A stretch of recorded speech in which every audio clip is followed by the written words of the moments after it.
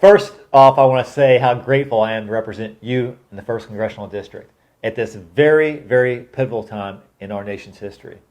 This year, our country has faced adversity like we never imagined. For a long time, Charleston was at the epicenter of this virus. It hit our businesses hard and our people even harder. And while things may have gotten a little bit better, we are not out of the woods yet. But I know that we'll get through this. In the Low Country, we've been tested before. Hurricanes, earthquakes, shootings, and now pandemics. And we've always come out stronger on the other side, and this is no different. But this pandemic has exposed the best and the worst of our country, and ultimately has posed a question to every single American that in the face of such a crisis, what do we expect from our elected leaders? I would say we expect two things. We expect results, and we expect the truth. You see, too many politicians give you neither one, but I promise to be different.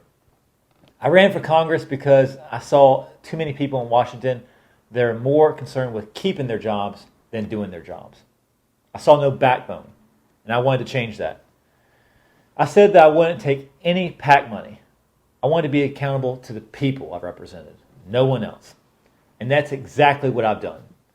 So every month, we end up sending back tens of thousands of dollars. And I pledged that I wouldn't just say that I was for term limits, like most politicians. I was actually going to self-impose term limits on myself. And I have. 3 terms, and I'm out. I promised that I would fight to protect our beautiful coastline and ban offshore drilling. And within weeks of taking office, I introduced the most significant anti-offshore drilling legislation ever. But I didn't just introduce it. I got it passed through the House with bipartisan support. I also introduced the Great American Outdoors Act, which is the most significant conservation legislation in half a century.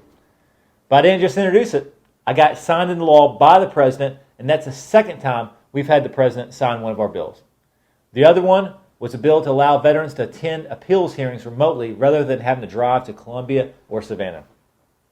So when it comes to making sure South Carolinians have access to quality, affordable health care, that our veterans have the benefits and support that they've earned, and that we pass common sense legislation to get rid of the Charleston loophole and pass universal background checks, I've gotten results. And the contrast between my opponent and me cannot be more clear. My opponent says that Dr. Fauci is actually the one to blame for COVID being so bad in our country and called him a liar. She even attacked me for not having in-person campaign events during the middle of a pandemic. She says she wants to privatize Social Security and raise the retirement age. And she favors a plan that would bankrupt the Social Security Trust Fund by 2023.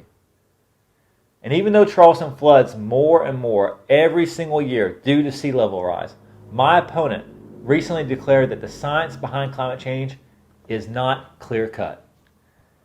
My opponent and too many people in both parties want to continue fanning the flames of partisan tribalism in D.C. If you ask me, we've got enough of that. I ran for Congress and won because I wanted to extinguish those flames and not fan them. But as a country, we're still as divided as we've ever been. And this upcoming election is not a choice between Democrats and Republicans. It's an election about values. It's about what you want representing you and your family. And I'm asking for you to stand with us in this election and this fight to change politics for the better. For my 2-year-old son, Boone, for your child and your grandchildren, they deserve it. And their future depends on it.